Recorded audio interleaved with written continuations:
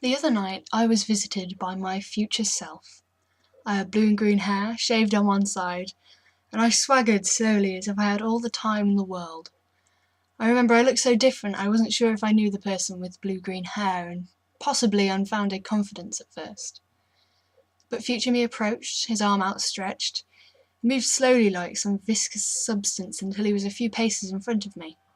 He held in his extended hand a pen. Just an ordinary pen. I raised an eyebrow incredulously and opened my mouth to speak, but words already gathered on the tip of my tongue. He held his free hand up sharply, cutting my speech off without a word. He thrust it forward and pointed it towards me as if to say, "Take it." So I took it and looked carefully at it as if I expected it to be in any way special. He finally spoke while I was examining it, and I started at the sound of his, or my, voice. "This is important," he started, pointing lazily at the pen in my hand. "It's all important.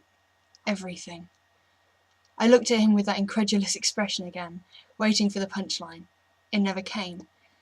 Instead, he tucked his thumbs into the front pockets of his dye-splattered jeans he'd been wearing for at least 3 days by the look of them, leaned forward until we were almost nose to nose. Oh God, I remember thinking. He's me. There are only 2 responses to meeting a clone of yourself, right? Yes, he finished my thought out loud. Everything you have, are, or will ever see is important. I couldn't hold back a small relieved laugh. He hadn't finished my thought out loud. Thank God. I nodded in response. Remember though, some things are more important than others. He held a lock of his icy blue hair between his fingers. This isn't as important as you think. You won't feel different, but you should still do it.